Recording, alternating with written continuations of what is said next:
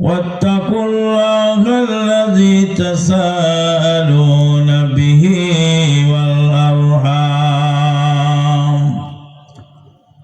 إن الله كان عليكم رقيبا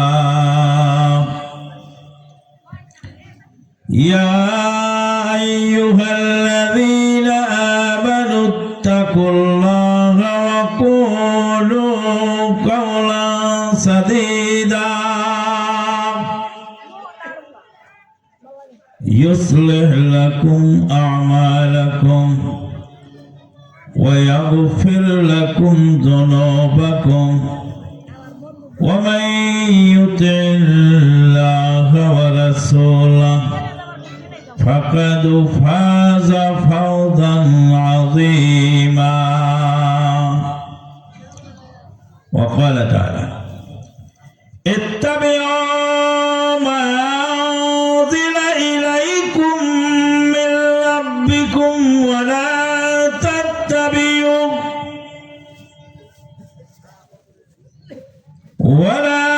تتبعوا من دونه أولياء قليلا ما تذكرون.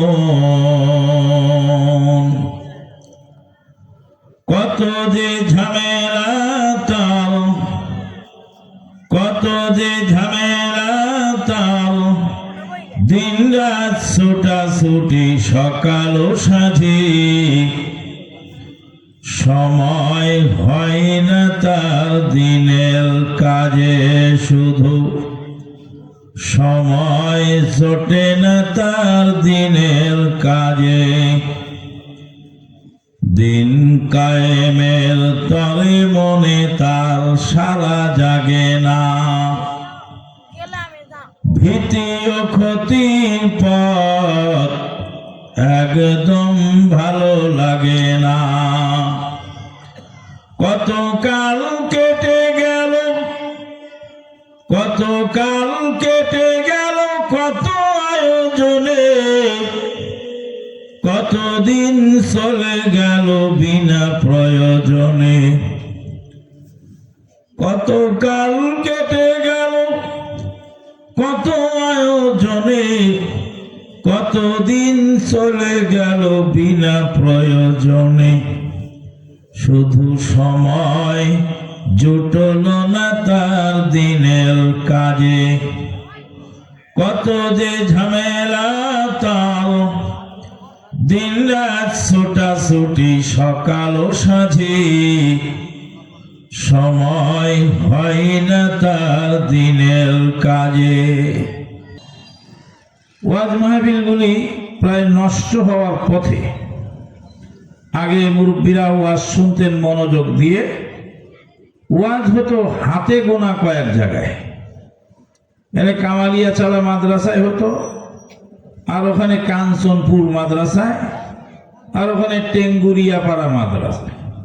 1984 সালে আমি যখন প্রথম এসেছিলাম সেই কাঞ্চনপুর মাদ্রাসায়, তখন অন্ধ হাফেজ বলছিলেন, দরানি পাড়ার অমুক এত মন ধান দান করলেন, মারহাবা। তাহলে দরানি পাড়া কোথায় আর কাঞ্চনপুর কোথায়? তো দেখছি দরানি পাড়ার লোক এখান থেকে ওখানে চলে গেছে, ওখানে টেঙ্গুরিয়া পাড়া মাদ্রাসায়ও দেখছি মাহফিলে দরানি পাড়ার লোক হাজির হয়েছে। মৌলানা আব্দুল হাই সালাফি সাহেবের কথা বলছিলেন এক ভাই। মৌলানা আব্দুল হাই সালাফি রাহিমাহুল্লাহ ছিলেন লৌহ মানব। কি মানব ছিলেন? লৌহ মানব। হতিয়া রাজাবাড়ি থেকে এই পাহাড়ি পথ বাইসাইকেলে, হতিয়া রাজাবাড়ি থেকে সাইকেল শুরু করছেন। সাইকেলিং করতে করতে গোটা পাহাড় পর্বত নদী নালা খাল বিল সব পাড়ি দিয়ে টেঙ্গুরিয়াপাড়া মাদ্রাসায় গিয়ে সাইকেলটা থামাইছেন। আলহামদুলিল্লাহ। পারবেন আপনি? আব্দুল হাই সালাফির মতো সাইকেলিং করতে পারবেন? এই পাহাড় থেকে, এখন তো রাস্তাঘাট হয়েছে, তখন তো রাস্তাঘাট ছিল না। এই রাস্তায় যখন প্রথম বাস চালু হলো তখন তো পুরাটাই মাটির রাস্তা। গল্প করছিলাম আজকে, এই মাটির রাস্তায় বাস চালু হলো, সে বাসের কোনো জানালা কপাট গ্লাস ছিল না, কিছু বাসে সালার চর দিয়ে ঘেরা ছিল। আর এত ধুলা আর বালু, সরিষাবাড়ির মাওলানা হাবিবুর রহমান ফারুকি আর আমি দুইজন এই বাসে চড়ে যাচ্ছিলাম। আমি ভিতরে, হাবিবুর রহমান ফারুকি গেটে। এক খালে থেকে কানতে কানতে বাস আর এক খালে যায় ফাফুস করে পড়ে। এইভাবে খাল খানাখন্দকে দিয়ে নৌকার ফেরিতে পার হতো। হ্যাঁ, হাটুরভাঙ্গা নদীতে নৌকা দুইটা জোড়া দিয়ে, তারপরে বাঁশ দিয়ে, ওপরে বাঁশের মাছা দিয়ে সেই বাস সেই ফেরিতে পার করা হতো। ফেরিঘাটে দিয়ে হাবিবুর রহমান ফারুকি নাই, কোথায় গেল? বাস থেকে সব যাত্রী নেমে গেল, হাবিবুর রহমান ফারুকি নেই। সফর সঙ্গী হাবিবুর রহমান ফারুকি। তারপরে কি যে অবস্থা, আল্লাহু আকবার। আমি বাস ছেড়ে দিলাম, ওই ফেরিঘাটে দাঁড়ায় রইলাম। রাতের বেলা তো তাকে ফেলে যাওয়া যাচ্ছে না। এরপরে দেখছি পুরা শেরওয়ানি জামা কাপড় ধুলায় ধূসরিত হয়ে গেছে। বললাম কি মাওলানা, হালত কি? বলছে বাস যখন জোরে করে খালে পড়েছে তখন ঝাঁকি খেয়ে আমি ধপস করে বাস থেকে খসে পড়ে গেছি। বাস থেকে খসে পড়ে ধুলার মধ্যে গরম খেয়ে পুরা জামা কাপড় ধুলায় ধূসরিত। বাসের হেল্পার টেরও পায়নি যে একজন যাত্রী পড়ে গেছে। এইভাবে বাস যাচ্ছে। তো যাই হোক, এই যে অবস্থা ছিল, তখন মানুষের যে ঈমান ও আমল মজবুতই ছিল। দুনিয়ার যতই চাকচিক্য বাড়ছে, যতই দুনিয়াবি সুবিধা বাড়ছে, ততই মানুষ আস্তে আস্তে ঈমানের দিক দিয়ে দুর্বল হচ্ছে। সম্মানিত উপস্থিতি, আমি সংক্ষেপে দু একটি কথা বলেই আমার আলোচনা সমাপ্ত করব ইনশাআল্লাহ। আউযু বিল্লাহি মিনাশ শাইতানির রাজিম।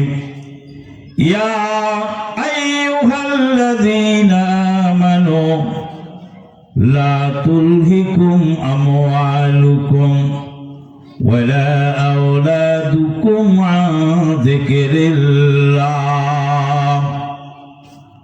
ওয়া মান ইয়াফআল যালিকা ফাউলাইকা হুমুল খাসিরুন ওয়া আনফিকু মিম্মা রাযাকনাকুম মিন ক্বাবলি আন ইয়াতিয়া আহাদাকুমুল মাউত فيقول رب لولا أخرتني إلى أجل قريب فأصدق وأكن من الصالحين ولن يؤخر الله نفسا إذا جاء أجلها والله خبير بما تعملون।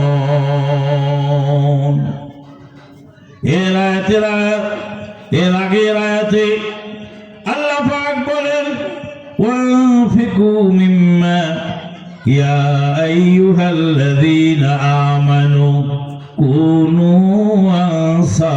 আনসারাল্লাহ কামা ক্বালা عيسى ابن مريم للحواريين من أنصاري إلى الله قال الحواريون نحن أنصار الله আল্লাহ রাব্বুল আলামিন বলেন, ওহে যারা ঈমান এনেছো, ইয়া আইয়ুহাল্লাযীনা আমানু কুনু আনসারাল্লাহ, তোমরা আল্লাহর সাহায্যকারী হয়ে যাও। কার সাহায্যকারী হও? আল্লাহ।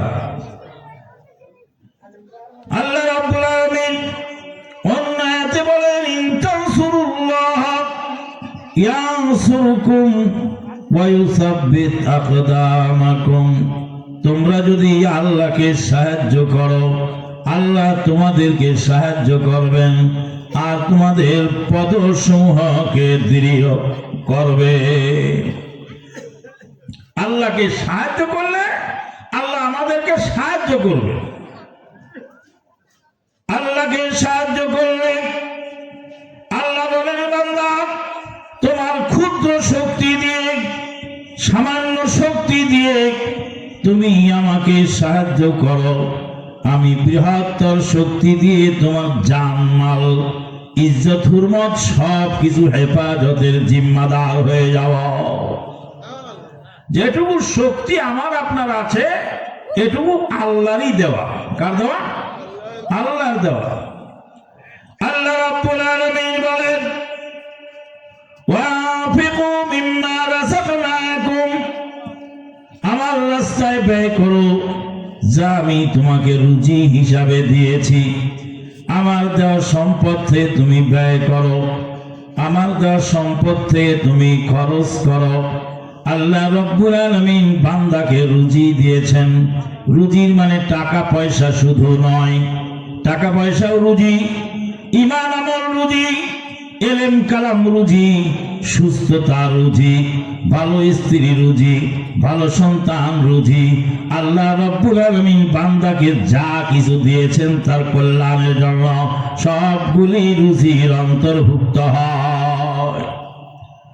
তোমার যদি টাকা থাকে টাকা ব্যয় করো, ইলম থাকে ইলম বিতরণ করো, তোমার যদি শক্তি থাকে শক্তি ক্ষয় করো, কিছু যদি না থাকে তাহলে সামান্য সময় তুমি ব্যয় করে দাও।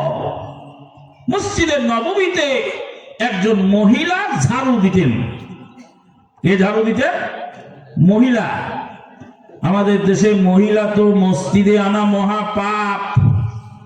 এক বদবক্ত হুজুর, বদবক্ত মুফতি, সে বলছে যে লুচ্চারা রাস্তায় মহিলাদেরকে ভোগ করে আর আহলে হাদিসরা মসজিদে মহিলাকে ভোগ করে। আউযুবিল্লাহ নাউযুবিল্লাহ আস্তাগফিরুল্লাহ, কিছু বলবেন না? এই মুফতি যদি এদেশে ক্ষমতাশীল হয়, তোমার মতো আহলে হাদিসকে পায়ের তলায় পিষবে, তুমি ভালো করে মনে রাখো। কত বড় বেয়াদব! বলে লুচ্চারা রাস্তায় মহিলাদেরকে ভোগ করে আর আহলে হাদিসরা মসজিদে ভোগ করে। নাউযুবিল্লাহ। আমি বলেছি মুফতি সাহেব, আহলে হাদিসদের মধ্যে নারী ভোগ করার সিস্টেম নাই। মুরিদ বানানো, তাবিজ দেওয়া, তেল পরা, পানি পরা, গা টিপানো, পা টিপানো, এই সিস্টেম আহলে হাদিসের মধ্যে নাই। আলহামদুলিল্লাহ। আহলে হাদিসের আলেম ওলামাকে দেখেছেন যে গা টিপায়, পা টিপায়, খেদমত নেই, তেল জ্বলায়? হ্যাঁ, আল্লাহু আকবার। কারণ যাদের আকীদা ভালো, যাদের আকীদা ভালো, ওদের আখলাকটাও আল্লাহ ভালো রেখেছেন, আলহামদুলিল্লাহ। আর যারা আকীদা ভ্রষ্ট তাদের আখলাকটাও ভালো নয়। ও হুজুর, তাবিজ তো আপনারাই দেন, মুরিদ তো আপনারাই বানান, মহিলা তো আপনাদের কাছেই ঘুরে ফেরে, মহিলাদেরকে ভোগ করার সিস্টেম আমাদের কাছে নাই। আলহামদুলিল্লাহ, আল্লাহ পাক আহলে হাদিসদেরকে হেফাজত করেছেন এই পয়েন্টে। দুই একজন যদি থাকে সেটা ভিন্ন ব্যাপার, সাহায্যকার মাদুর, মানুষ তো ফেরেশতা নয়। কিন্তু কত বড় কথা যে মসজিদে মহিলাদেরকে এনে আহলে হাদিসরা ভোগ করে। হুজুর সাহেব এত খেপলেন কেন? ওই মহিলাকে তাবিজ কিনতো হুজুরের কাছ থেকে, ওই মহিলাকে হুজুরের মুরিদ হয়ে গরু, ছাগল, বকরি, ভেড়া, উট, দুম্বা অনেক কিছুই দিত। মহিলা আহলে হাদিসের মসজিদে এসে খুতবা শোনার পরে তাবিজ কেনা বন্ধ করে দিয়েছে, মাজারে টাকা দেওয়া বন্ধ করে দিয়েছে, হুজুরের ব্যবসায় লাল বাতি জ্বলেছে। ওই জন্য হুজুর বড় ক্ষিপ্ত।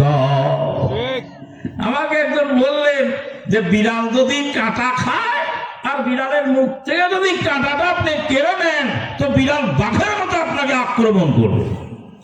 মুখের গ্রাস কেড়ে নিলেন, বিড়াল পর্যন্ত বাঘের মতো ক্ষিপ্ত হয়। মানুষের মুখের গ্রাস কেড়ে নিয়েছে আহলে হাদিসেরা। মুখের গ্লাস কেড়ে নিয়েছে ডাক্তার জাকির নায়েক। পিস টিভির এই ভণ্ডদেরকে শায়েস্তা করেছেন পিস টিভির মাধ্যমে। তাদের তাবিদের ব্যবসায় লাল বাতি, মাজারের ব্যবসায় লাল বাতি, তাদের মিলাদের ব্যবসায় লাল বাতি, সেহলামের ব্যবসায় লাল বাতি, কুলখানির ব্যবসায় লাল বাতি। আগের মতো তার ব্যবসা এখন জমে না। এই জন্য হুজুর ক্ষিপ্ত। ভাইয়ের আমার বলছিলাম বুখারীর হাদিস, আল্লাহ নবীর মসজিদে ঝাড়ু দিতেন যে মানুষটি, তিনি ছিলেন একজন মহিলা।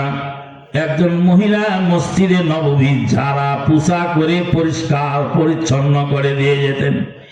আল্লাহ নবী একদিন মসজিদে এলেন, এসে বললেন ঝাড়ু দেওয়া মহিলা কোথায়? ঝাড়ু দেওয়া মহিলাকে তো আর দেখা যায় না, মসজিদ পরিষ্কার করা মহিলা তো দেখা যায় না। বলছিলাম আপনাকে আল্লাহ যেইটুকু দিয়েছেন সেখান থেকে ব্যয় করবেন। একজন অসহায় মহিলা মসজিদে নববীতে টাকা দেওয়ার ক্ষমতা তার নাই, তার অন্য কোনো কিছু দেওয়ার ক্ষমতা নাই, অন্ততপক্ষে মসজিদটা একটু ঝাড়ু দিয়ে একটু নেকি কামাইয়ের ব্যবস্থা করতেছিলেন। কিছুই পারেন না, মসজিদে টাকাও দিতে পারেন না, ধানও দিতে পারেন না, গমও দিতে পারেন না। মসজিদটা একটু ঝাড়া পুছা করে পরিষ্কার পরিচ্ছন্ন করে দেবেন, আল্লাহ খুশি হয়ে আল্লাহ পাক আপনাকে অনেক মর্যাদা দেবেন। বুখারীর হাদিসটা ভালো করে শুনুন। আল্লাহ নবী বললেন মহিলাটা গেল কোথায়? যেই মহিলা মসজিদে নববী ঝাড়ু দিচ্ছিলেন, সাহাবায়ে কেরামগণ বললেন মহিলা তো মারা গেছেন, আমরা তাকে দাফন করে দিয়েছি। আল্লাহ নবী বলেন মহিলাকে দাফন করলাম, আমাকে কেন খবর দাও নাই?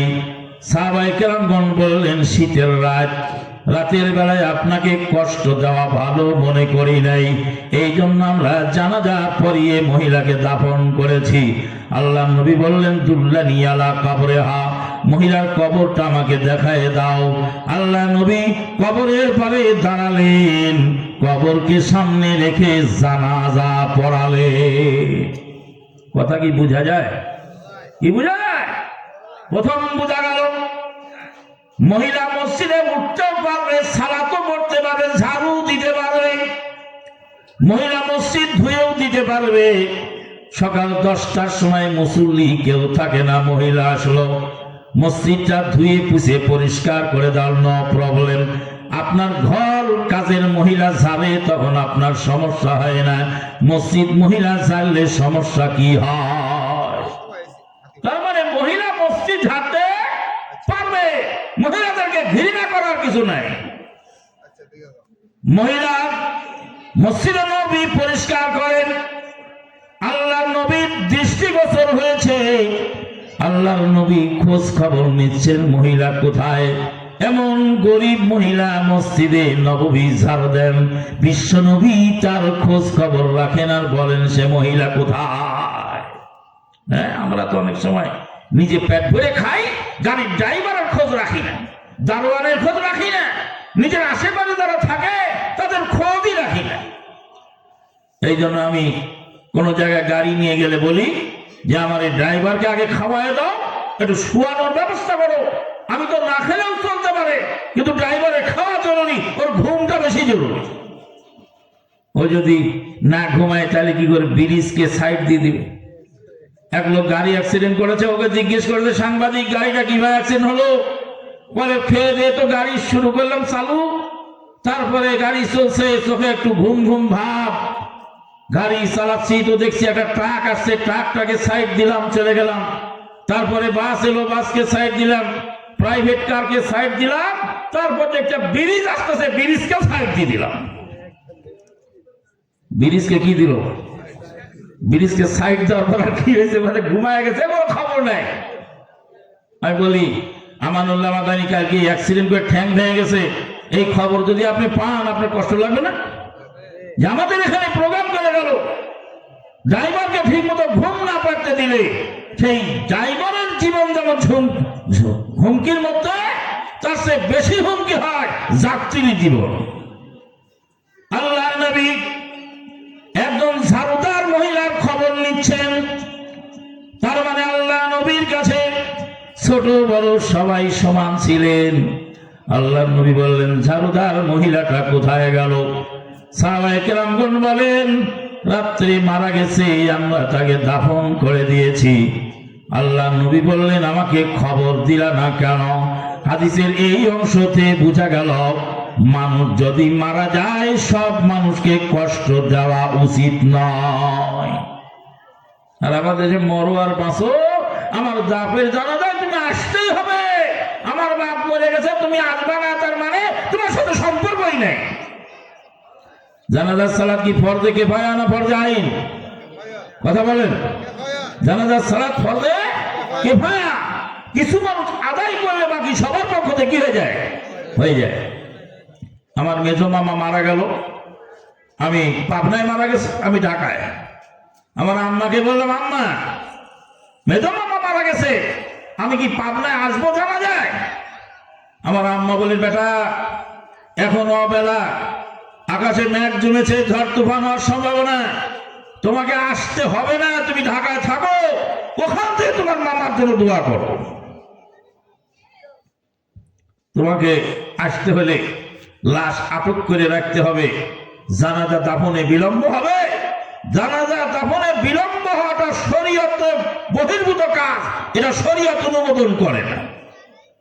তোমার জন্য মানুষ বাড়ছে, দাঁড়ায় থাকবে, ঝড় তুফান যদি উঠে আসে মানুষ সবাই কষ্ট পাবে। তোমার মামা মারা গেছে, তুমি ঢাকাতে বসে দোয়া করো, অথবা ওখান থেকে গায়েবানা জানাজা পড়ে দাও, তোমাকে কষ্ট করে আসা লাগবে না, আর এই মানুষগুলিকে কষ্ট দেওয়া লাগবে না, ওরা যেন দ্রুত গতিতে দাফন করে ফেলতে পারে। আমার মেজো ভাই মারা গেল, আমি তখন পশ্চিম বাংলা ভারতে একটা মাহফিলে ছিলাম, তারকেশ্বর জায়গার নাম, তারকেশ্বরে মাহফিলে ছিলাম। হঠাৎ করে খবর পেলাম মেজো ভাই মারা গেছে। মাহফিল শেষ করে খবর নিচ্ছি কিভাবে বাংলাদেশে যাওয়া যায়, দ্রুত গতিতে গিয়ে জানাজা পড়া যায়। বড় ভাইকে ফোন দিলাম, ভাই কিভাবে জানাজায় আসা যায়? বড় ভাই বললেন, আমরা রাতে দাফন করে দিয়েছি, তোমাকে আসতে হবে না, তুমি ওখানেই বসে দোয়া করো। দোয়া করার জন্য লাশের কাছে যাওয়া লাগে? কথা বলে। মদিনায় মহিলা দাফন হলো, মসজিদে ঝাড়ু দেওয়া মহিলা মদিনায় দাফন হলো। আল্লাহর নবীকে সাহাবীগণ খবর দেন নাই। সাহাবীগণ বললেন, ইয়া রাসূলুল্লাহ, একজন মহিলা মারা গেছেন, আমরা দাফন করে দিলাম। শীতের রাত্রিতে আল্লাহর নবীকে কষ্ট দেওয়া আমরা ভালো মনে করি নাই। এই হাদিস যদি মানুষ বোঝে, তাহলে সমাজে আর এই সমস্ত অশান্তি সৃষ্টি হবে না। আপনার বিয়াই মারা গেছে, আপনি কোনো কর করে যেতে পারেন নাই, সারা জীবন ওই বিয়াই বাড়ির লোক বলবে আপনার মেয়েকে, তোর বাপ সেলফিশ, আমার বাপ মারা গেছে, আমার বাপের জানা যায়, তোর বাপ আছে না, বলে না? কোরআন হাদিস না জানার কারণে মানুষের এগুলি হয়। আল্লাহ নবী বললেন, মহিলা তো মর্যাদাবান মহিলা, মসজিদে নববী ঝাড়ু দিচ্ছিলেন। মসজিদ ঝাড়ু দেওয়ার কত মর্যাদা। আল্লাহ নবী বললেন, সাহাবীরা আমাকে তুই মহিলার কবরটা দেখায় দাও। আল্লাহ নবী কবরকে সামনে নিয়ে জানাজা পড়ালে। নবী জানাজা পড়লেন কবরকে সামনে নিয়ে, কবরকে সামনে নিয়ে জানাজা পড়লেন। এই অংশে তিনটা জিনিস জানা গেল। এক নাম্বার জানা গেল, আপনার আত্মীয় স্বজন মারা গেছে, ওই মাইয়েতের আত্মীয় স্বজন চিটাগাং থেকে আসতে দেরি হয়ে গেল, আপনারা দাফন করে দেন, কাল সকালে ওরা এসে কবরকে সামনে নিয়ে জানাজা পড়ে দেবে। এখান থেকে আর একটা জিনিস জানা গেল, একজন মাইয়েতের একাধিকবার জানাজা পড়ানো যায়। সাহাবায়ে কেরামগণ জানাজা পড়িয়ে দাফন করেছেন। আল্লাহর নবী পুনরায় জানাজা পড়ালেন, জানাজা পড়লেন কবরকে সামনে নিয়ে। কবরকে সামনে নিয়ে জানাজা পড়ানোর মাধ্যমে প্রমাণিত হলো গায়েবানা জানাজা পড়া জায়েজ আছে।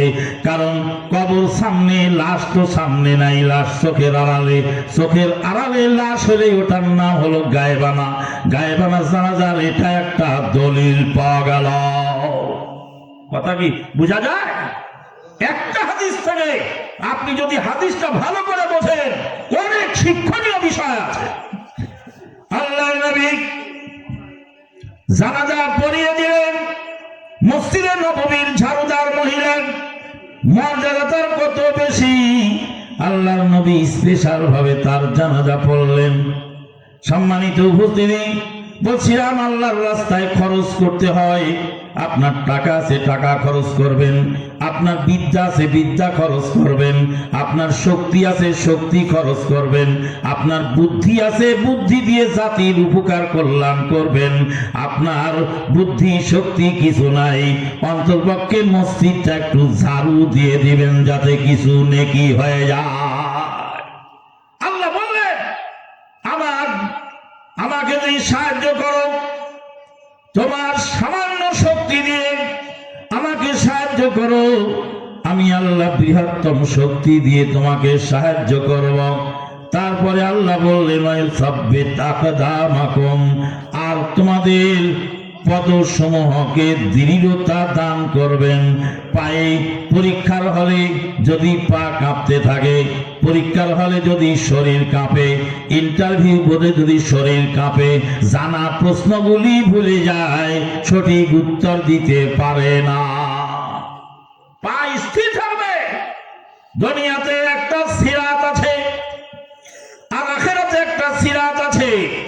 দুনিয়ার সিরাতের নাম সিরাতুল মুস্তাকিম, আখিরাতের সিরাতের নাম পুলসিরাত। দুনিয়ায় যারা সিরাতে মুস্তাকিমের উপরে দৃঢ় থাকবে, হেলাধুলা করবে না, কাঁপাকাঁপি করবে না, দৃঢ়তার সাথে সিরাতে মুস্তাকিমে চলাফেরা করবে, আল্লাহ রাব্বুল আলামিন আখিরাতে পুলসিরাত দৃঢ়তার সাথে পার করে যাবেন। পুলসিরাতের মধ্যে কাঁপাকাঁপি হবে না। সম্মানিত উপস্থিতি, কাঁপলেই তো বিপদ। কাঁপলে যারা কথাটা কি হয়ে যায়, ভুলে যায়। যারা দুনিয়াতে সিরাতে মুস্তাকিমের উপরে অটল ভাবে চলতে পারবে না, আখিরাতে পুলসিরাতে কাঁপতে কাঁপতে জাহান্নামের মধ্যে পড়ে যাবে। আল্লাহ রাব্বুল আলামিন বলেন, ইন্নাল্লাযীনা ক্বালু রাব্বুনাল্লাহ সুম্মা ইসতাকামু তাতানাজ্জালু আলাইহিমুল মালায়েকা আল্লা তাখাফু ওয়া লা তাহজানু ওয়াবশিরু বিল জান্নাতিল্লাতী কুনতুম তুআদুন। যারা দুনিয়াতে বলেছে আল্লাহ আমার রব, আর তার উপরে অটল থেকেছেন, তাদের মরণের সময় ফেরেশতা এসে তাদেরকে সান্ত্বনা দেবেন, তাদেরকে সান্ত্বনা দেবেন আর বলবেন, নাহনু আউলিয়াউকুম ফিল হায়াতিদ দুনিয়া ওয়াল আখিরাহ, আমরা দুনিয়া এবং আখিরাতে তোমার ওয়ালি ওয়ারিসান ছিলাম, তোমার বন্ধু আমি, দুনিয়াতেও ছিলাম, আখিরাতেও থাকবো। ইন্নাল্লাযীনা ক্বালু রাব্বুনাল্লাহ সুম্মা ইসতাকামু তাতানাজ্জালু আলাইহিমুল মালায়েকা আল্লা তাখাফু ওয়া লা তাহজানু ওয়াবশিরু বিল জান্নাতিল্লাতী কুনতুম তুআদুন। যে জান্নাতের শুভ সংবাদ দেওয়া হয়েছিল, সেই জান্নাতের শুভ সংবাদ নিয়ে যাও। ভাইরা আমার, বলছিলাম সিরাতে মুস্তাকিমের উপরে অটল থাকা। ইন্নাল্লাযীনা ক্বালু রাব্বুনাল্লাহ, যারা বলে আল্লাহ আমাদের রব। রব শব্দের অর্থ কি? ইন্নী রাব্বাইতুত তারবিয়া, আমি আতাইতুকুমুত তাআমা ওয়াশ শারাবা। রব মানে হলো যিনি দেন সব, তিনি হলেন রব। বাতাস দেন কে? আল্লাহ। বৃষ্টি দেন কে? আল্লাহ। সূর্যের আলোর ব্যবস্থা কে করেন? আল্লাহ। অক্সিজেন সাপ্লাই দেন কে? আল্লাহ।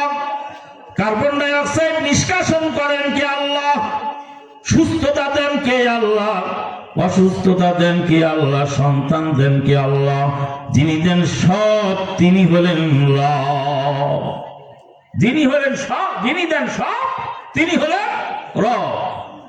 আল্লাহ আমার রব, সেই রবই দিলেন সব। আল্লাহ আমার রব, সেই রবি আমার সব। দমে দমে তনু মনে তারি অনুভব। আল্লাহ হলেন রব। আল্লাহ বলেন আল্লাহর দিন, আল্লাহকে সাহায্য করলে আল্লাহ তাকে সাহায্য করেন। তাদের পদ সমূহকে দৃঢ় করেন। পরীক্ষার হলে মানুষ যদি অস্থির হয়ে যায়, পরীক্ষায় ফেল করার সম্ভাবনা খুবই বেশি।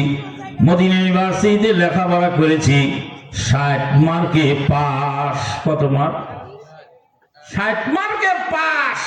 বাংলাদেশের এক ভণ্ড বক্তা বলছে পাবনার পাগলাগারদের আমানুল্লাহ হারামজাদা। মুখের ভাষা শুনছেন তো? আমি হারামজাদা।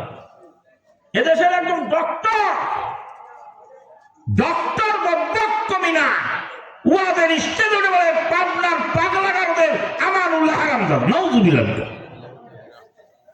আমি বললাম শোনো ডক্টর, আল্লাহর আদালতে তোমার বিচার হবে। আমার মায়ের 16 জন সন্তান। কতজন? কথা বলেন কতজন? আমার মায়ের 16 জন সন্তান। 5 জন সন্তান ছোটকালে মারা গেছে, আর 11 জন সন্তান আমার মায়ের ছিলেন। একজন সন্তান যার ছোটকালে মারা যায়, আল্লাহর নবী বলেন সেই সন্তান তার জন্য সুপারিশ করবে। আমার মায়ের 5 জন সন্তান ছোটকালে মারা গেছে, 5 জন সন্তান সুপারিশ করবেন ইনশাআল্লাহ। 5 জন ছেলে, আলেম ছেলে পেটে ধারণ করেছেন আমার আম্মা। আমরা 11 ভাইয়ের মধ্যে 5 ভাই আলেম লাইনে, আর 5 জনের মধ্যে 8 ভাই হলাম, 11 ভাই বোন। 3 জন বোন আর 8 জন ভাই। 8 জন ভাইয়ের 3 জন জেনারেল লাইনে আর 5 জন আলেম লাইনে। 5 জন আলেম সন্তান, মাদানী আলেম সন্তান পেটে ধারণ করলেন যেই মা, সেই মায়ের সন্তানকে তুমি হারামজাদা বলো। আল্লাহর আদালতে তোমার বিচার হবে। সেদিন তোমার কোন বাপ ঠেকায় সেদিন বুঝা যাবে। আজকে এক মহিলা মাজারে টাকা দিচ্ছে, বলে মাজারে টাকা দিও না। আল্লাহ মাজার সৃষ্টি করছে কেন? আল্লাহ বলে মাজার সৃষ্টি করেছে, মাজারে দিতে হবে। বললাম গাঁজার গাছ, এটাও তো আল্লাহর সৃষ্টি, তো গাঁজা খাও। ওই যে বাঁশ দেখা যাচ্ছে, ওই বাঁশটাও আল্লাহর সৃষ্টি, ওই বাঁশ যে তোমার মাথায় বাড়ি দেই। তারপরে বলি আল্লাহ বাঁশ সৃষ্টি করেছেন এই জন্য বাড়ি দিলাম। মহিলা মানুষ কি বুঝাবো তাকে? মহিলা বোঝে না। থাইল্যান্ড একটা পাগল ছিল, সেই থাইল্যান্ড মেলায় গিয়ে বুদ্ধিমান লোকগুলি নাচানাচি করে। আবার মাজার এখানে দেখে আসলাম, তক্তার চালা নতুন বাজার মসজিদের পশ্চিম পাশে বিশাল মাজার তৈরি হচ্ছে। এই অন্যায়ের প্রতিবাদ যদি আপনারা না করেন, মুখে কুলু পেটে বসে থাকেন, আল্লাহর আদালতে একটাও ছাড় পাবে না। শিরকের আখড়াখানা সবই সব মাজার। বলছিলাম তোমার কোন বাবা সেদিন তোমাকে বাঁচাতে পারবে না। গালাগালি করে লাভ নাই, বকাবাজি করে লাভ নাই, বকাবাজি করে লাভ নাই, গালাগালি করে লাভ নাই। আল্লাহ রাব্বুল আলামিন বান্দাকে সব কিছু দিয়ে থাকেন। আল্লাহ পাক সন্তান দেন, আল্লাহ সন্তান কেড়ে নেন। আল্লাহ আল্লাহ পাক বলেন ওয়াইয়ামসাসকাল্লাহু বিদুররিন ফালা কাশিফা লাহু ইল্লা হু। আল্লাহ যদি তোমাকে অসুস্থতা দান করেন, তোমাকে সুস্থ করার ক্ষমতা পৃথিবীর কারো নাই। তারপরে সেই ভণ্ড বক্তা বলছে যে পাবনার পাগলাগারদের আমানুল্লাহ মদিনা ইউনিভার্সিটিতে পড়ে নাই, মদিনার রাস্তা ঝাড়ু দিয়ে এসে বলে আমি মাদানী। ও বেটা 3024 30,024 30,024 নাম্বার হলো আমার আইডি নাম্বার। মদিনা ইউনিভার্সিটি কম্পিউটারে যাও,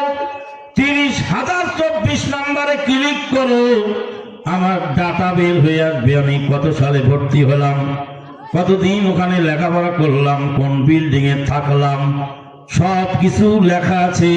মদিনা ইউনিভার্সিটিতে সার্টিফিকেটটা দিয়েছে, ওটা কি চেহারা দেখে? রাস্তা ঝাড়ু দিয়ে এসেছি আমি, রাস্তা ঝাড়ুদারকেই তো সৌদি সরকার সার্টিফিকেট দিয়ে দেয়। মসজিদে নববী থেকে একটা সার্টিফিকেট দিয়েছেন।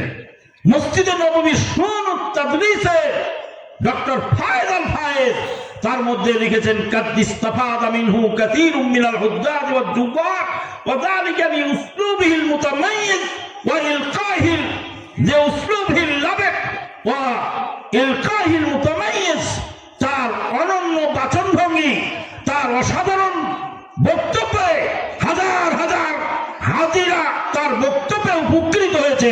আমি তাকে সার্টিফিকেট লিখে দিলাম, ওটাও চেহারা দেখে দিয়েছে নাকি? আর যে গোটা সৌদি আরবের বিভিন্ন ইসলামিক সেন্টার থেকে বিভিন্ন প্রতিষ্ঠান থেকে সার্টিফিকেট গুলো দিয়েছে, ওগুলো কি চেহারা দেখে দিয়েছে? বাহরাইনের আল নাফিসি মসজিদের খতিব বানালো এক বৈঠকে। বাহরাইনের আলেমরা খতিবের ইন্টারভিউ দেয়, ইন্টারভিউতে পাস করতে পারে না, এক সিটিং, দুই সিটিং, তিন সিটিং এ গিয়ে তৃতীয়বার এসে কেউ পাস করে। আর আমি আমানুল্লাহ মাদানী এক বৈঠকে খতিবের ইন্টারভিউ পাস করে, যেদিন বৈঠক শেষ হলো ইন্টারভিউ, সেদিনই আমাকে খতিব হিসাবে নিয়োগ দিল।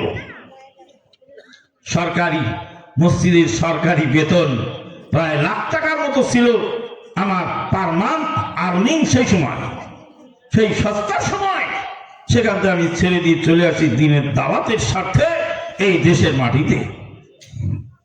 একজন শিয়ার আমার বিরুদ্ধে অভিযোগ করল, বাহরাইনে আমার চলন্ত বক্তব্য, কাসেম আল মেহজা নামক একটা মসজিদ আছে বাহরাইনের রাজধানী মানামা শহরে, সেখানে বক্তব্য দিচ্ছিলাম। এক পীরের, ভণ্ড পীরের মুরিদরা অভিযোগ করলো, শিয়ারা অভিযোগ করলো, লাইট বন্ধ করে দিচ্ছে চলন্ত প্রোগ্রামে। অক্ষ স্টেটে গিয়ে আমি অভিযোগ করলাম।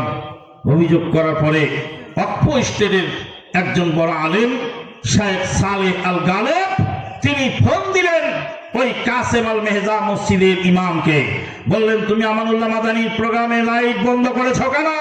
এত বড় সাহস তোমাকে কে দিয়েছে? বলছে আমানুল্লাহ মাদানীর বিরুদ্ধে ওর দেশের লোকেরাই অভিযোগ করেছে, ওই জন্য ওর প্রোগ্রাম বন্ধ করে দিয়েছে। বলছে চেহারা দেখে ওকে খতিব বানাই নাই, 1.5 ঘন্টা পরে 2 ঘন্টা ইন্টারভিউ নিয়ে ওকে খতিব বানিয়েছি। মসজিদের মদিনার ইউনিভার্সিটি সার্টিফিকেট তবে ইউনিভার্সিটি কর্তৃপক্ষ চেহারা দেখে দেয়নি। আর তুমি সেই খুতবা বক্তব্য বন্ধ করে লাইট বন্ধ করো, ফাঁকা যদি করো তোমার চাকরি 12:30 বাজবে। আরো বললেন যে বাংলাদেশের রাস্তা ঝাড়ুদার, লালু ভুলু, মেথর সুইপার, ওরা পীরের মুরিদ, ওরা আমানুল্লাহ মাদানীর বিরুদ্ধে রিপোর্ট করবে, আর সেই রিপোর্ট আমরা গ্রহণ করবো। তুমি ভালো কি করে? পীরের মুরিদ রাস্তায় ঝাড়ু দেয়, সে আমানুল্লাহ মাদানীর বিরুদ্ধে বক্তব্য দিয়ে, আমানুল্লাহ মাদানী আকীদা খারাপ। ওর ভণ্ড পীরের মুরিদ, ওর আকীদা ভালো, আর আমানুল্লাহ মাদানীর আকীদা কি খারাপ। আপনার পাগলা কারোতে যাবেন, যাই দেখি পাগল আপনাকে ডাকবে, বলে হুজুর আসেন, হুজুর আসেন, হুজুর আসসালামু আলাইকুম। পাগল আপনাকে কাছে ডাকবে, ডাকার পরে বলবে হুজুর আমি একটা আজান দেই। আচ্ছা দাও। আজান দেওয়ার পরে বলছে হুজুর একটা বিড়ি দেন। আজান দিয়ে বলছে হুজুর একটা বিড়ি দেন। আর এক পাগল এসে মারল এক ঘুষি, বেটা পাগল, তোর পাগলামি ছুটায় ফেলবো, হুজুরের কাছে বিড়ি চাস, তোকে আগে জানে মেরে ফেলবো। কিলায় ঘুষায় খেদায় নিয়ে চলে গেল। ওই পাগল কতক্ষণ পরে এসে বলছে হুজুর ও পাগল দিন না বিড়ি, আমাকে দেন। পাগল তো পাগলই নাকি? পাগল বলে আমি রাজা, আর দুনিয়া সব পাগল। যারা আকীদা ভ্রষ্ট সে বলে আমানুল্লাহ মাদানীর আকীদা খারাপ, আর আমার আকীদা ভালো। ভাইয়ের আবার বলছিলাম, মদিনা ইউনিভার্সিটিতে সার্টিফিকেট দিলেন, বাহরাইনে ওয়াকফ স্টেটে খতিবের চাকরি দিলেন, আল হেদায়াত সেন্টারের ট্রান্সলেটরের কাজ দিলেন, সৌদি আরবের রাজধানী আপনার কি বলে হাইকোর্টের বিভিন্ন কেসেল ট্রান্সলেটর হিসাবে কাজ করালেন চেহারা দেখে। আর এই ভণ্ড বলে আমানুল্লাহ মাদানির কোনো সার্টিফিকেট নাই। মিথ্যা কথার জবাব একদিন আল্লাহর আদালতে হবে। সম্মানিত উপস্থিতি, কথা প্রসঙ্গে নিজের পার্সোনাল লাইফের অনেক কথা বলে ফেললাম, যেটা আসলে ওয়াজ মাহফিলে বলা উচিত নয়। ওয়াজ মাহফিলে বলা উচিত নয়। একমাত্র আল্লাহ যিনি সব কিছু দেন, তিনি হলেন আমার রব। আল্লাহ রাব্বুল আলামিন বলেন, তুমি যদি আমার দ্বীনকে সাহায্য করো, আল্লাহকে সাহায্য করে কি করে? আল্লাহকে সাহায্য করার পদ্ধতি হলো দুইটা। কয়টা? এক নাম্বার পদ্ধতি হলো আল্লাহর বান্দাকে সাহায্য করলে আল্লাহকে সাহায্য করা হয়। আল্লাহর বান্দাকে সাহায্য করলে আল্লাহকে সাহায্য করা হয়। আল্লাহ নবী বলেন, হাসরের ময়দানে আল্লাহ রাব্বুল আলামিন বান্দাকে ডেকে বলবেন, বান্দা আমি তো অসুস্থ ছিলাম, আমাকে সেবা শুশ্রূষা কেন করো নাই? আমি তো ক্ষুধার্ত ছিলাম, খাবার কেন দাও নাই? আমি তো বস্ত্র বিনে কষ্ট করেছিলাম, আমাকে বস্ত্র কেন দাও নাই? আল্লাহর বান্দা আল্লাহকে বলবেন, আল্লাহ আপনি রাজাধীরাজ কুল কায়নাতের মালিক, আপনি শাহেনশাহ, আপনি কোন দিন ক্ষুধার্ত ছিলেন, আপনি কোন দিন বেবস্ত্র ছিলেন, আপনি কোন দিন অসুস্থ ছিলেন, আমি তো বুঝতে পারলাম না। আল্লাহ বলবেন, বান্দা তোমার পাশে কত মানুষ অনাহারে অর্ধাহারে ছিল, কত মানুষ অসুস্থ ছিল, কত মানুষ কনকনে শীতের মধ্যে গরম কাপড়ের অভাবে নিদারুণ কষ্টে রাত পার করেছিল। কমলাপুর রেল স্টেশনে যাও, রাস্তার ফুটপাতে যাও, রাস্তার ধারে ধারে যাও, গিয়ে দেখো সেখানে তাদের অবস্থা কেমন হয়। ঢাকা শ্যামলীতে শেখ আব্দুল রাজ্জাক বিন ইউসুফ আর আমি একই গাড়িতে যাচ্ছি রাজশাহী। ঢাকা শ্যামলীতে গাড়ি থামলো, কুমিল্লাতে মাহফিল শেষ করে আসছি, রাত তখন গভীর হয়ে গেছে। শ্যামলীর ওই যে শপিং মলের নিচতলায় ফ্লোরের উপরে পাতলা একখানা চাদর গায়ে দিয়ে আল্লাহর একজন বান্দা শুয়ে আছে। আমি বললাম, মাসুম ড্রাইভারকে বললাম, ওকে একটু ডাকো। ডেকে আনলো, থর থর করে কাঁপছে। তুমি যে এত কষ্ট করে এখানে শুয়ে আছো, বলে আমার তো কোনো গরম কাপড়ের কোনো ব্যবস্থা নাই। সামান্য কিছু সাহায্য দিয়ে বললাম, তুমি এটা দিয়ে কিছু কিনে নিও। আল্লাহ বলবেন, আমার বান্দা কত কষ্ট করেছিল, পলিথিনের ঘর করে রেল লাইনের ধারে আল্লাহর বান্দা ঝড় তুফান বান বাতাসের মধ্যে চলেছিল। কত টাকা তুমি নষ্ট করেছিলে, কত টাকা ফুল কিনে ব্যয় করেছিলে, কত টাকা গেট করে নেতাকে আমন্ত্রণ জানিয়েছিলে। নেতার তেনা দেশে আসবে, নেতার জন্য এলাকায় আসবে কোন নেতা, নেতার জন্য 14টা গেট করা হলো। একটা হলো কলসি দিয়ে বানানো গেট, আর একটা হলো পাতা দিয়ে বানানো গেট, আর একটা হলো ফুল দিয়ে বানানো, আর একটা কাপড় দিয়ে, আর একটা কাগজ দিয়ে, আর একটা কলার গাছ দিয়ে ভ্যারাইটিস গেট, 12-13টা গেট। এলাকায় নেতা আসবেন, নেতার জন্য গেট করা হলো। নেতাকে খুশি করার জন্য কত কিছু তুমি করেছিলে।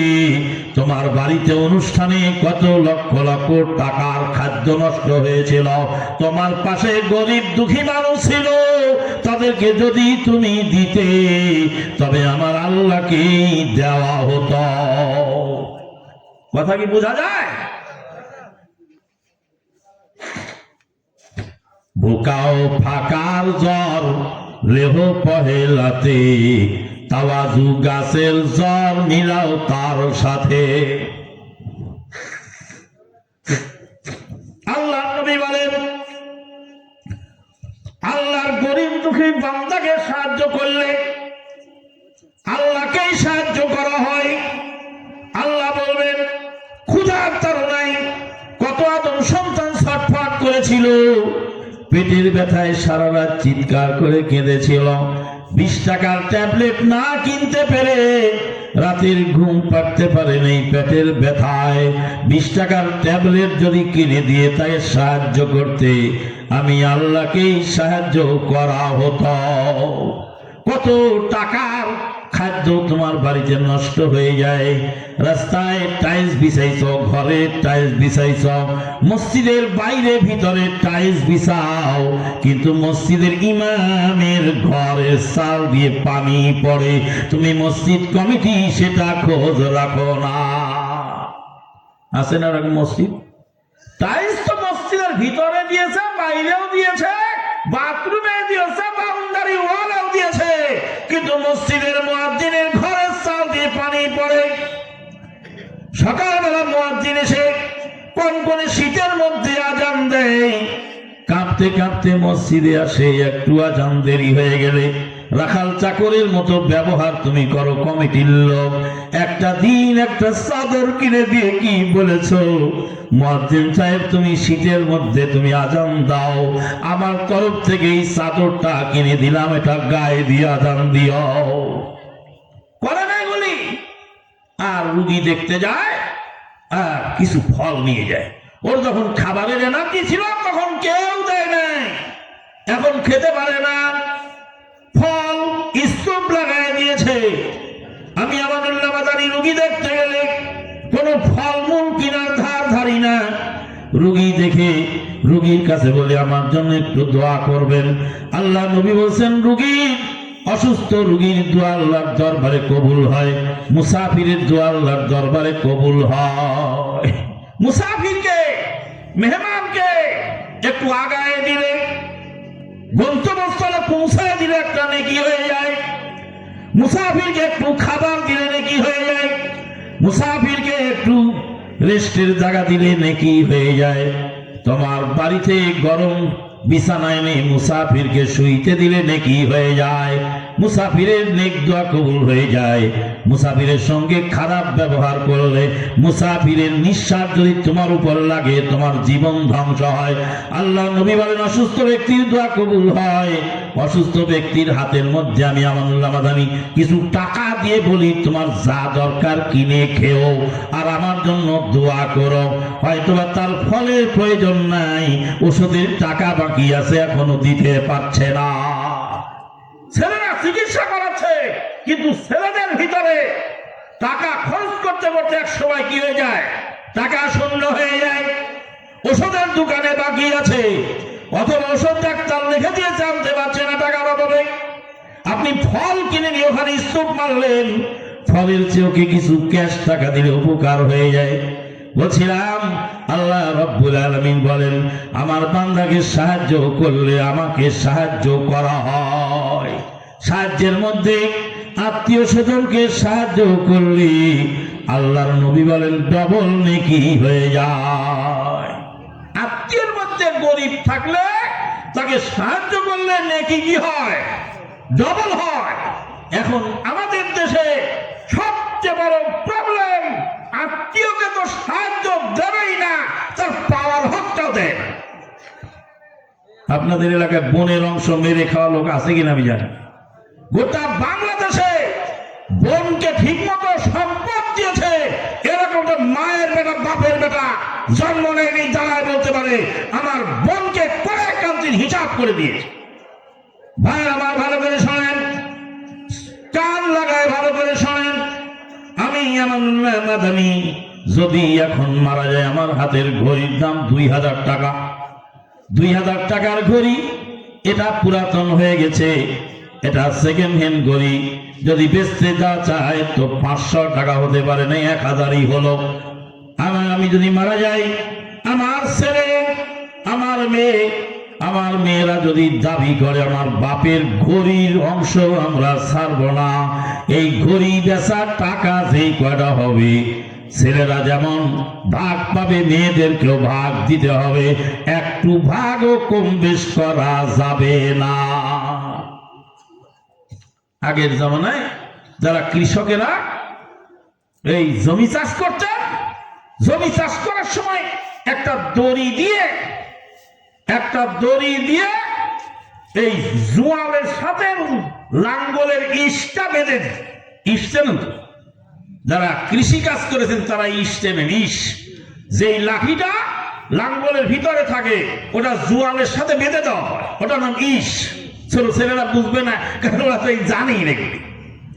14 পোয়া জমি আমার 12 পুয়া ঘাস, লাঙল ভাঙা জোত ছেঁড়া কেমনে করি চাষ। আর ওই যেই দড়িটা, যেই দড়ি দিয়ে ওই ইশ আর জোয়াল বেঁধে দেয়, ওই দড়ির নাম কি? লেংড়ির দড়ি। ওই দড়ির নাম লেংড়ির দড়ি।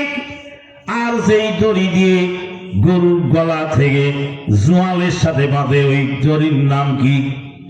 ওটার নাম হলো জোত। ওই জোত আর ওই লেংড়ির দড়ি। আপনার বাবা যদি মারা যায়, লাঙ্গল যদি আপনার বাবার বাড়িতে থাকে, সব জমি জায়গা টাকা পয়সা ভাগ হবে। ওই লেংড়ি জোতের দড়ি দাম ধরে ভাগ হতে হবে। ওটার অংশ যদি বোনকে না দেন, আল্লাহর আদালতে জবাবদিহির কাঠ গড়ায় দাঁড়াতে হবে। কথা কি বোঝা যায়? 5 টাকা দামের কলম আমার পকেটে আছে, সেটাও যদি আমার ছেলের আমার মেয়েকে বঞ্চিত করে, আল্লাহর আদালতে জবাবদিহির কাঠ গড়ায় দাঁড়াবে।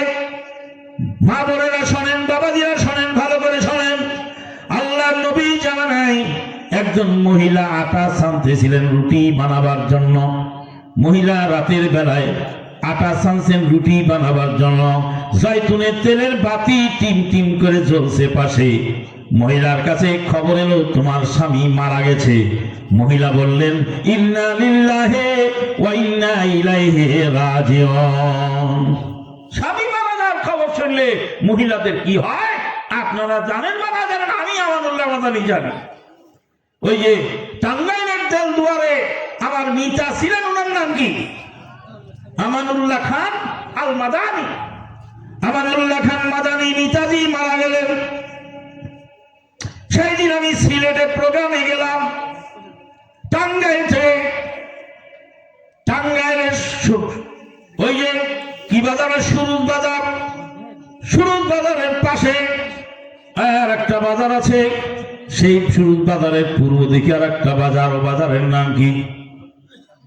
সাতিহাটি বাজার। মাশাআল্লাহ, মনে আছে ভালো নাম। সাতিহাটির বাজার থেকে এক বান্ধবী আমার স্ত্রীকে ফোন দিয়ে বলল, ভাবি ভাই কোথায়? কই ভাই তো সিলেটে গেল। কই ভাইয়ের সাথে কথা হয়েছে কখন? কই বিমানে ওঠার আগে কথা হয়েছে। বিমান থেকে নামার পরে কি কথা হয়েছে? বলে না। বলে নেটে তো দেখলাম ভাই তো মারা গেছে, আমানুল্লাহ খান মাদানী মারা গেছেন। আর ওই আমার স্ত্রী বান্ধবী সে নেটে দেখেছে আমানুল্লাহ খান মাদানী ইন্তেকাল করেছেন। ডাইরেক্ট খবর দিয়েছে আমার স্ত্রীকে, বলছে আমি তো নেটে দেখলাম ভাই তো মারা গেছে। ভাইয়ের সঙ্গে কতক্ষণ আগে কথা হয়েছে? বলে আপনার ভাই বিমানে ওঠার আগে আমাকে ফোন দিয়েছিল, বিমানে নামার পরে আর খবর হয় নাই। আমার স্ত্রী বলছে ইন্না লিল্লাহি ওয়া ইন্না ইলাইহি রাজিউন বলে হাত থেকে মোবাইল খসে পড়ল। আর আমার ছোট ভাইয়ের স্ত্রী পাশে বসা ছিল, ধপাস করে তার গায়ের উপর পড়ে গেল, তার পাটা মুচড়ে গেল। স্বামী মারা যাওয়ার খবর শুনলে স্ত্রীরা কতটা কষ্ট পেতে পারে। মহিলাকে বলা হলো আপনার স্বামী মারা গেছে। মহিলা বললেন ইন্না লিল্লাহি ওয়া ইন্না ইলাইহি রাজিউন। তারপরে জয়তুনের তেলের বাতি জ্বলছিল, জয়তুনের তেলের বাতি ফু দিয়ে নিভায়ে দিলেন। আর হাতের মধ্যে আটা ছানা বন্ধ করে দিয়ে, হাতের মধ্যে আটা ছানার সময় যে আটা লেগে থাকে, এই আটাগুলি খুলে খুলে আটার গামলার মধ্যে ফেলতেছিল। লোকেরা বললেন, কেন আপনি আটা ছানা বন্ধ করলেন? কেন জয়তুনের তেলের বাতি নিভিয়ে দিলেন? মহিলা সাহাবী বলছেন, আমার স্বামীর কেনা টাকার এই আটা, আমার স্বামীর কেনা টাকার এই জয়তুনের তেল, আমার স্বামী মারা যাওয়ার সঙ্গে সঙ্গে বাতির ভিতরে জয়তুনের তেলেরও মিরাজ সাব্যস্ত হয়েছে। বোঝা যায়? কথা কি বোঝা যায়? জয়তুনের তেলের মধ্যে, জয়তুনের বাতির মধ্যে তেল আছে, ওই তেলেরও মিরাজ সাব্যস্ত হয়ে গেছে। আমার স্বামীর ওয়ারিসানগণ ওই তেলের অংশীদার হয়ে গেছে, এই সানাটার অংশীদার হয়ে গেছে। তারা যদি দাবি করে আর এই সানাটা ভাগ নিতে চায়, একটু 19-20 করার সুযোগ আমার নাই। আমার স্বামী বেঁচে থাকলে সবগুলি আটা সেনে রুটি বানায় সব খেয়ে ফেললে, ঠেকাবার কেউ ছিল না। স্বামী মারা যাওয়ার সঙ্গে সঙ্গে এই আটার মধ্যেও ভাগ বসে গেছে। 36 বছর আগে বাবা মারা গেছে, বোনের অংশ দেন না। আল্লাহ বলেন وتأكلون التراث أكلا لما وتحبون المال حبا جما كلا إذا دكت الأرض دكا دكا وجاء ربك والملك صفا صفا। বোনের অংশ দেবে না, সুদ ঘুষ আর সব নানান ধরনের সুদের দেশ সাইলাভ হয়ে গেল। আল্লাহ নবী বলছেন সুদখোর মায়ের সঙ্গে জেনা করার অপরাধ করে। একদিন এক মাহফিলে বললাম, কত লক্ষ টাকা হলে তুমি তোমার মায়ের সাথে অপকর্ম করতে রাজি আছো?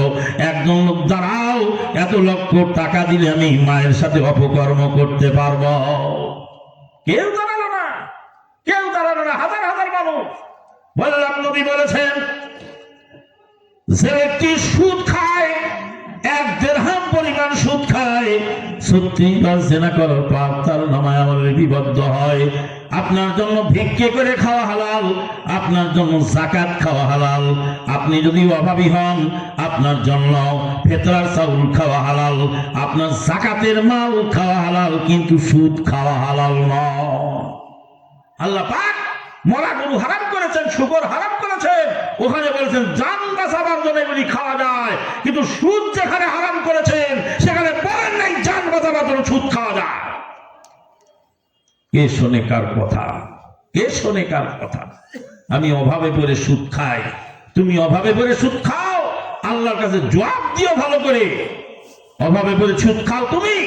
আল্লাহ নবী সাহাবী আবু হুরায়রা ক্ষুধা সহ্য না করতে পেরে মদিনার অলিতে গলিতে বেহুশ হয়ে পড়ে যেতেন। জলিলুল কদর সাহাবী ক্ষুধা সহ্য না করতে পেরে বেহুশ হয়ে পড়েছিলেন। আপনি কতবার বেহুশ হয়েছেন? আপনি বলেন আমি বিপদে পড়ে সুদ খাই। হ্যাঁ, বিপদে পড়ে সুদ খাও। সেদিন এক বদবক্ত ফোন দিয়েছে, ফোন দিয়ে বলছে মাদানী সাহেব সুদী ব্যাংকে কি চাকরি করা যাবে? বলে হারাম। কয় আমি সুদী ব্যাংকের দারোয়ান, আমি সুদী ব্যাংকে দারোয়ানের চাকরি করে পরিশ্রম করে টাকা কামাই করে হারাম হবে কেন? সুদী ব্যাংকে দারোয়ানের চাকরি করে খাটনি করে কাজ টাকা নেয় না? কথা বলেন, খাটনি করে টাকা নেয় না? খাটনি করে টাকা নেই, হারাম হবে কেন? তো বললাম যে তুমি তো আমার চেয়ে ভালো জানো, তো তুমি আমাকে প্রশ্ন দিলে কেন? মেজাজ গেছে গরম হয়ে।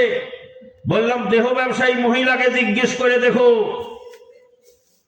দেহ ব্যবসায়ী মহিলা ওর চেহারা থেকে টাকা দিয়ে চলে যায় কাস্টমার, না? দেহ ব্যবসায়ী মহিলাকে কতটুক পরিমাণ পরিশ্রম করতে হয়, কতটুক পর্যন্ত কষ্ট করে টাকা কামাই করতে হয়। কষ্ট করে টাকা কামাই করলে যদি হালাল হয় তাহলে দেহ ব্যবসায়ী টাকা হারাম। বেয়াদব, মোবাইল রাখো, আমার সাথে তর্ক করতে এসো না। মনে মনে ভাবো আমানুল্লাহ মাদানী হালাল বললে হালাল হয়ে গেল। এক মৌলবী ব্যাংকের সুদ হালাল বলে দিয়েছে, আর ওটা যে মোগল বাজানো শুরু করেছে যে অমুক মৌলবী ফতুয়া দিয়ে ব্যাংকের সুদ হালাল।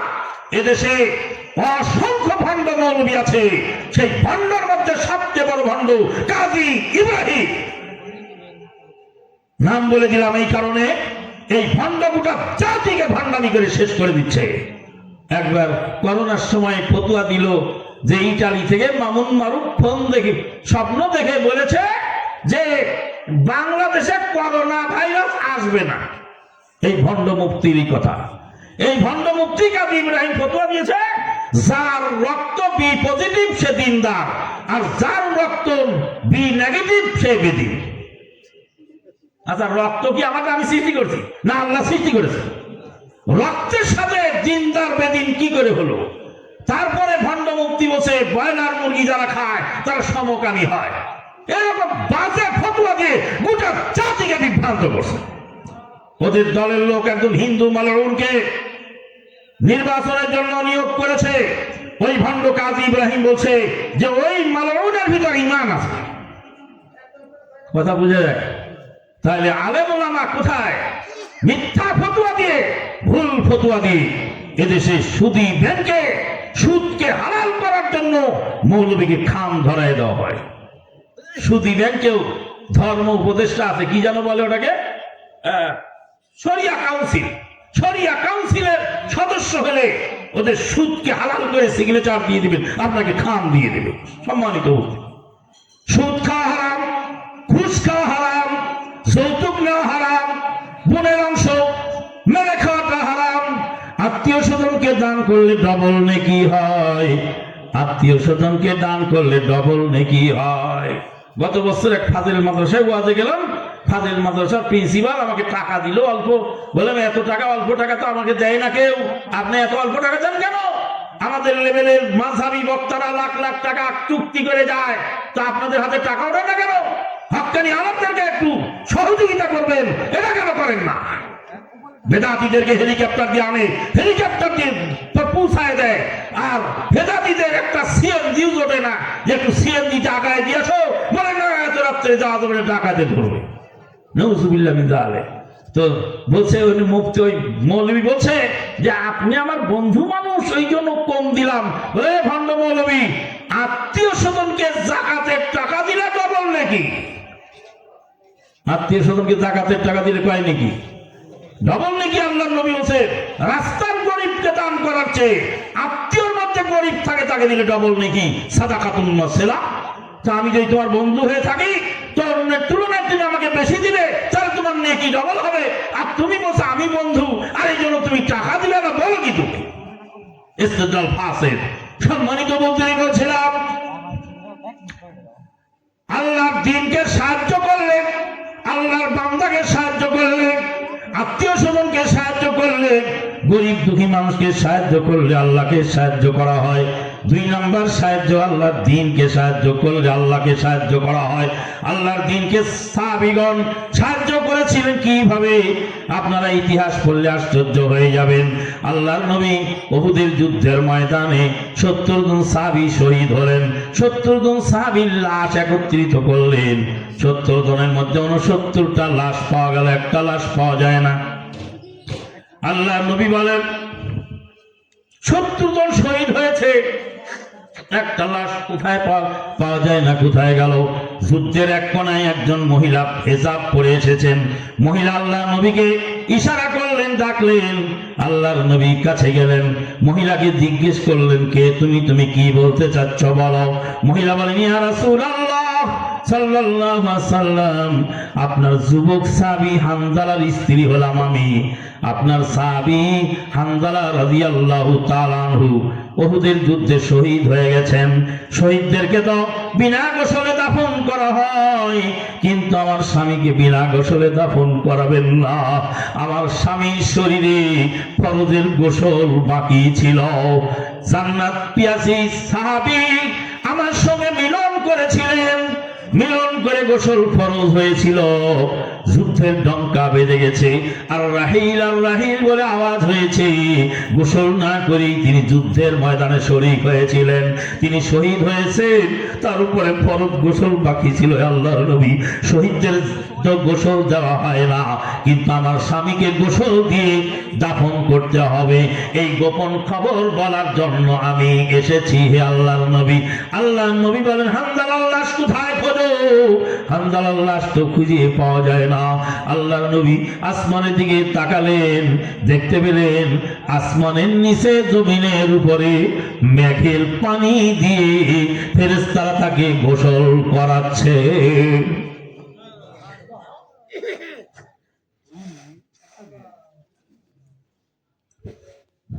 ইসলাম সে তো পরশমণি, ইসলাম সে তো পরশমণি, তারাকে পেয়েছে খুঁজি, পরশে তাহার সোনা হলো যারা, মোরা তো তাদেরই বুঝি।